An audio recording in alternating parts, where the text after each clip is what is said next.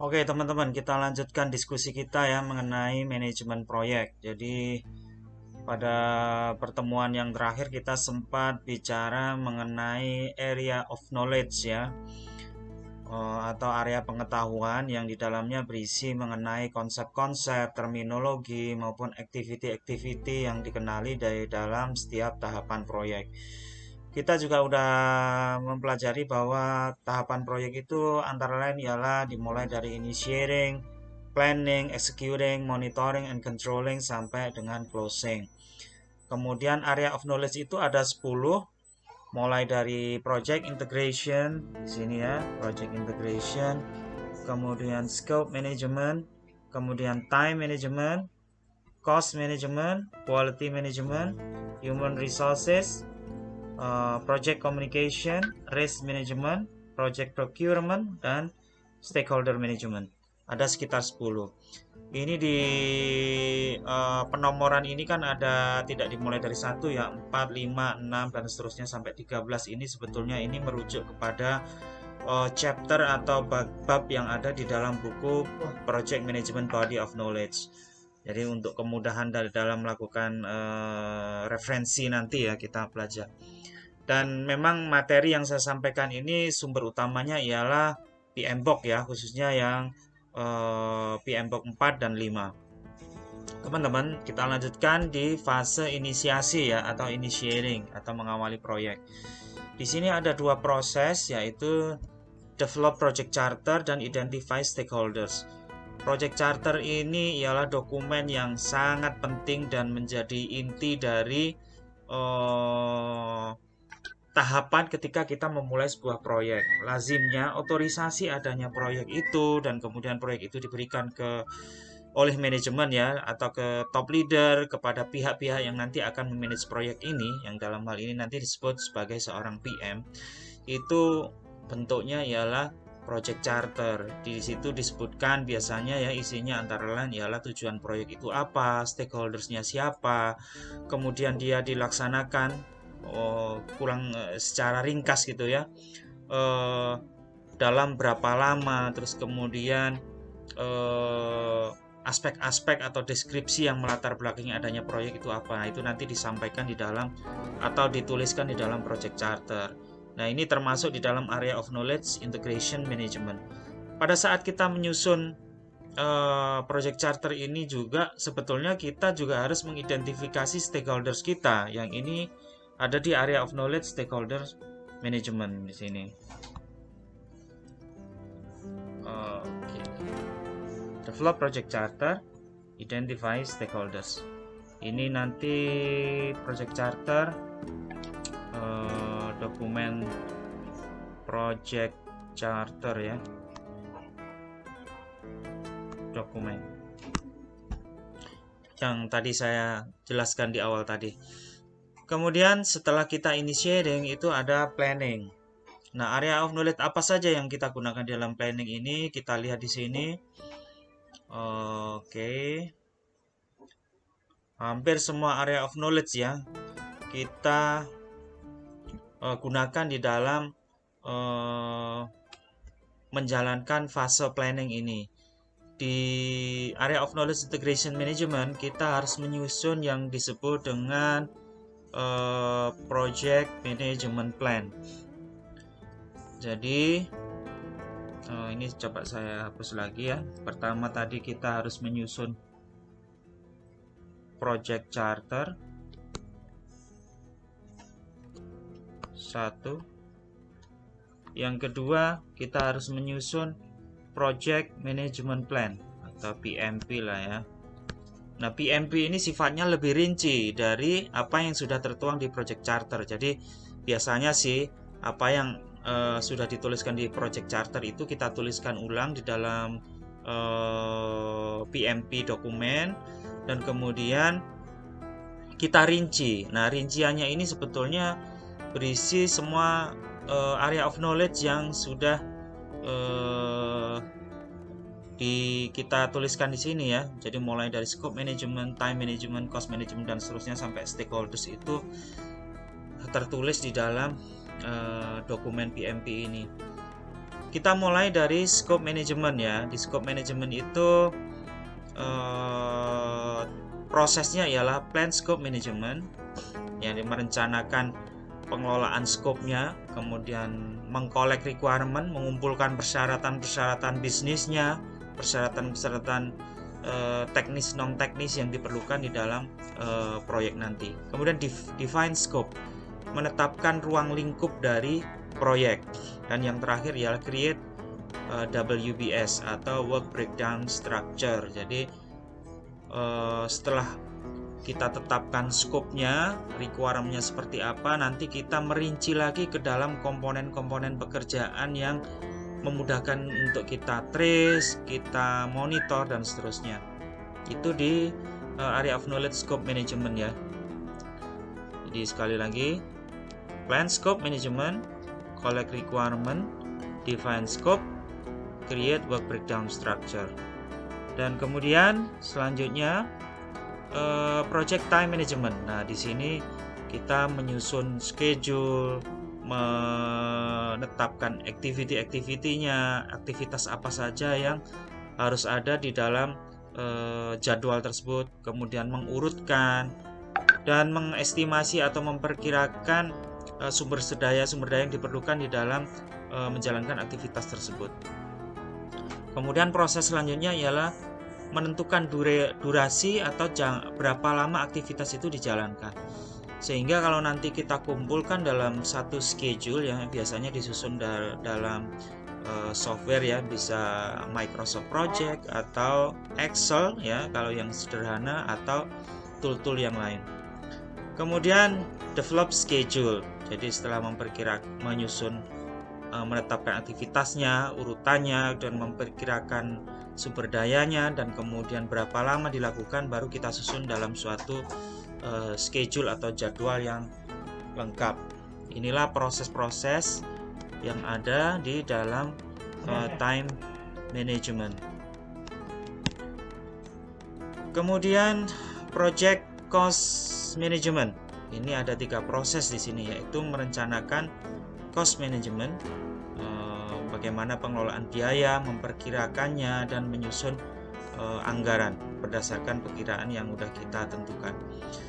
Nanti di dalam prakteknya tentu ada beberapa metode yang bisa digunakan ya di dalam mengestimasi cost. Itu ada satu bahasan tersendiri. Kemudian area of knowledge quality management. Jadi kita merencanakan pengelolaan kualitasnya. Itu satu proses di dalam area of knowledge quality management. Kemudian plan HR management, merencanakan sumber daya manusia, pengelolaannya seperti apa. Itu di area HR management. Selanjutnya di project communication management, itu plan communication management ya. Terus kemudian risk management.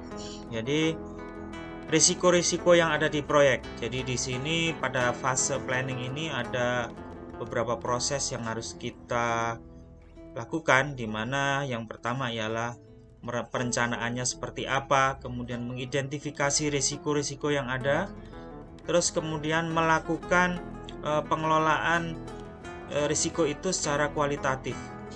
Kita assess ininya ya, bagaimana situasi dari atau yang melatar belakangi risiko-risiko tersebut, kemudian kita lakukan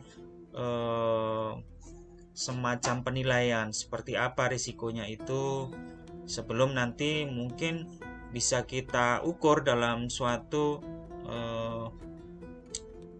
analisis yang lebih bersifat kuantitatif. Nah, ini satu tahapan sendiri ya, perform quantitative risk analysis. Dan yang terakhir, setelah kita bisa menganalisa secara kuantitatif dan kualitatif, tentu kita harus menetapkan cara memitigasi atau merespon risiko-risiko itu. Jadi kita susun rencana respon dari risiko tersebut. Kemudian di area project procurement management, itu di fase planning ini kita menetapkan perencanaan pengelolaan pengadaannya. Jadi pengadaan resources atau sumber daya atau hal-hal yang kita perlukan diperlukan oleh tim proyek itu yang tidak ada ya di dalam internal organisasi, itu kita atur dan kita rencanakan proses pengadaannya. Dan yang terakhir di dalam fase planning ini untuk area of knowledge stakeholders management itu ialah plan stakeholder management. Jadi perencanaan pengelolaan stakeholders. Kita tetapkan stakeholdersnya siapa, pihak-pihak tadi yang mempengaruhi dan yang dipengaruhi proyek, yang merupakan orang-orang kunci, yang merupakan pemilik proyek, orang-orang yang terlibat di dalam proyek, dan seterusnya. Pendek kata, semua pemangku kepentingan yang dipengaruhi dan mempengaruhi jalannya dan hasil dari sebuah proyek. Oke, jadi tadi initiating, planning, kemudian kita ke executing ya. Ada berapa proses di sini? Cukup banyak. Jadi di area of knowledge integration itu ada kegiatan direct and manage project work. Jadi mengarahkan dan mengelola pekerjaan-pekerjaan proyek. Jadi ini sebenarnya truly benar-benar merupakan pekerjaan dari seorang PM ya, bagaimana nanti dia berdasarkan wewenang yang diperolehnya sejak penyusunan project charter sampai penetapan project management plan itu, dia nanti akan mengarahkan dan mengelola pekerjaan-pekerjaan yang ada di dalam proyek itu. Ini direct and manage project work. Dan kemudian setelah itu di area of knowledge quality management, dia juga harus melakukan proses penjaminan mutu bahwa pekerjaan-pekerjaan yang dilakukan nanti itu memenuhi standar kualitas yang ditetapkan pada saat kita merencanakan di fase planning. Tadi ada plan quality management ya. Jadi ada nanti kriteria-kriteria atau standar yang ditetapkan bahwa proyek ini atau pekerjaan atau aktivitas itu bisa dianggap selesai kalau memenuhi kriteria-kriteria yang ditetapkan. Nah, itu perform quality assurance. Selanjutnya human resources management. Nah, di sini kita ada 3 proses: acquire project team, develop project team, dan manage project team. Jadi dari proses merekrut anggota proyek, membangun anggota proyek tersebut agar nanti tugas-tugas terkait dengan pekerjaan dan aktivitasnya bisa dilakukan dengan baik, tentu sesuai dengan role yang ada yang ditetapkan di dalam proyek tersebut. Jadi acquire, develop, and manage. Kemudian selanjutnya di dalam fase executing itu kita juga harus manage communication. Jadi mengelola proses komunikasi. Caranya seperti apa dalam berkomunikasi, metode-metode yang digunakan dengan pihak-pihak yang bisa menyampaikan informasi seperti apa, dan dokumen apa yang valid, dan medianya ya yang ditetapkan untuk mendukung jalannya proyek. Karena bagaimanapun di dalam proyek itu kan sebetulnya menyangkut stakeholders, anggota proyek ya. Di situ ada proses informasi, saling memberi informasi, saling menyampaikan status dari proyek, menyampaikan informasi kalau ada risiko yang terjadi di dalam proyek, perkembangannya, dan aspek-aspek lain yang sangat relevan dan berkaitan dengan cara berkomunikasi di dalam proyek, yang nanti tentu akan berguna di dalam mengambil keputusan-keputusan yang menentukan arah dan keberhasilan dari proyek. Manage communication. Kemudian di area of knowledge project procurement management ini, dalam fase eksekusi ini ada conduct procurement, jadi proses pelaksanaan dari procurement itu. Jadi katakanlah di dalam proyek itu nanti ada lisensi atas aplikasi atau perangkat lunak yang harus kita gunakan, atau alat-alat kerja yang bersifat hardware yang harus kita penuhi, dan sumber daya atau produk-produk jasa yang kita perlukan selama proyek itu berlangsung yang harus kita adakan, karena memang organisasi pada saat proyek berlangsung itu nggak ada, itu harus kita adakan. Nah, ini di fase executing.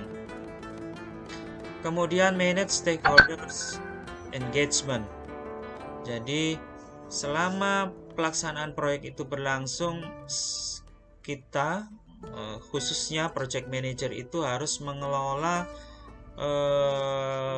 keterikatan si stakeholdersnya.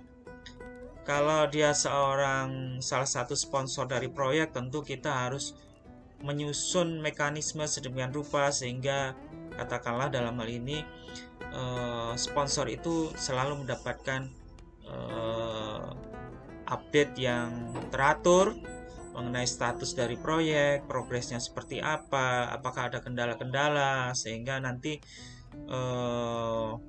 dia merasa yakin bahwa proyek ini berlangsung dengan lancar dan baik. Dan kalau toh ada kendala, dia juga diberitahu dari awal. Itu kalau kita berinteraksi dengan salah satu stakeholders ya, dalam hal ini ya sponsor. Kalau pihak-pihak lain seperti misalnya karyawan ataupun anggota dari organisasi, dari perusahaan secara umum, karena katakanlah setelah proyek selesai ini maka hasil dari proyek itu berimpact atau berimplikasi kepada rutinitas si karyawan itu, tentu mereka harus mendapatkan informasi juga, dan kira-kira mereka peran apa yang mereka bisa berikan kepada proyek, kepada jalannya proyek ya. Katakanlah mereka nanti salah satu dari karyawan itu ada yang ditugaskan sebagai tester atau pihak yang harus mengaccept atau mengassess atau menilai hasil dari proyek. Tentu mereka harus kita maintain sedemikian rupa sehingga dia selalu terupdate dan engage, merasa involved, terlibat di dalam proyek. Oke, jadi itu tadi teman-teman di dalam fase executing. Nah, selanjutnya di dalam monitoring and controlling, kita lihat di sini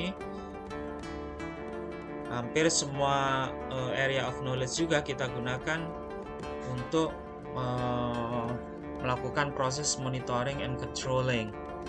Di dalam area of integration management, kita lihat bagaimana kita harus memonitor and control project work. Nah, jadi pekerjaan dari proyek itu harus kita monitor, kita kontrol. Yang itu kita lakukan melalui ini ya, misalnya dengan memperhatikan jadwal yang kita miliki, terus kemudian progres atau aktivitas yang dilakukan, dan seterusnya.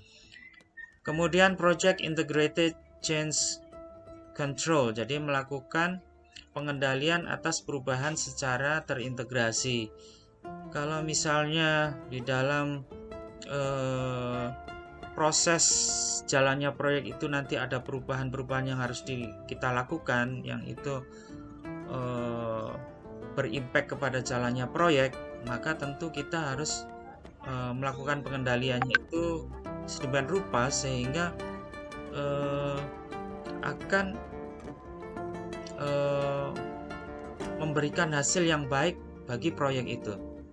Jadi artinya apa? Artinya proyek akan tetap on the track gitu. Misalnya ada perubahan ya kita adjustmentnya, proses adjustment di dalam jalannya proyek itu bisa dilakukan dengan baik karena kita telah melakukan pengendalian atas perubahan yang terpadu.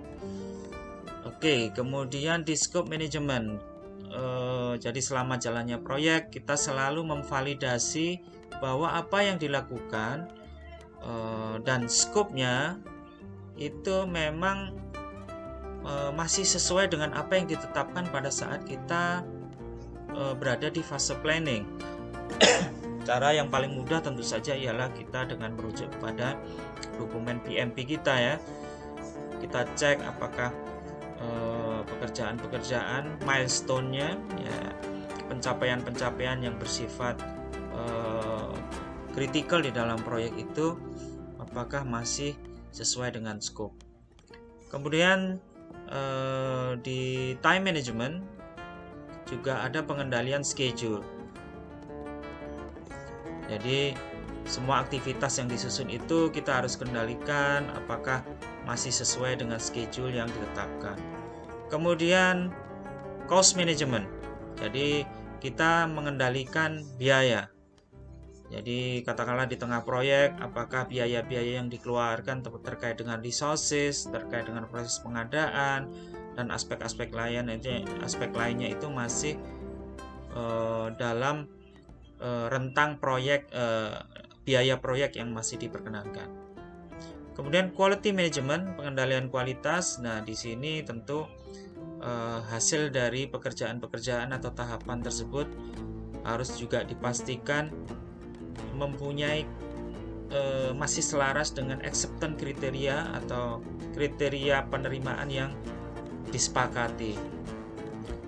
Kemudian control communication, jadi proses komunikasi itu kita kendalikan secara terus-menerus agar kelancaran informasi yang mempengaruhi jalannya pengambilan keputusan di dalam proyek itu tetap terus bisa dilakukan. Control risk, nah ini tadi kaitannya dengan selama proyek itu berlangsung, kita pastikan bahwa risiko-risiko yang ada itu bisa kita kendalikan dengan baik. Artinya ketika terjadi penyimpangan atau deviasi yang mengancam tidak terpenuhinya deliverable ataupun pencapaian proyek itu, kita sudah bisa melakukan mitigasi-mitigasi yang diperlukan. Kemudian di project procurement, ya, control procurement, kita memastikan mengendalikan jalannya proses pengadaan itu agar selaras dengan kebutuhan proyek. Dan di project stakeholders management, di monitoring and controlling ini engagement stakeholder itu juga harus kita kendalikan secara terus-menerus. Artinya aspirasi mereka, harapan-harapan mereka, dan kontribusi mereka terhadap jalannya proyek itu maupun pencapaian dari proyek itu masih selaras dengan apa yang ditetapkan di awal. Yang terakhir teman-teman, tahapan closing ialah close project and close procurement. Jadi bagaimana close project itu ada di area of knowledge integration management, ya. Jadi fase akhir dari proyek ini ketika semua tahapan proyek itu berjalan sesuai dengan yang diharapkan, kemudian hasil-hasilnya juga sesuai dengan apa yang telah ditetapkan, maka kita melakukan proses penutupan proyek itu dengan suatu mekanisme yang kita lakukan dengan baik dan sesuai dengan apa yang nanti akan kita pelajari di dalam proses tersebut, di dalam bab mengenai close project. Teman-teman, kurang lebih inilah ringkasan dari sekitar 47 proses di dalam fase siklus dari proyek. Jadi mulai dari initiating, planning, executing, monitoring, and controlling sampai dengan closing. Kita nanti akan membahas setiap proses tersebut.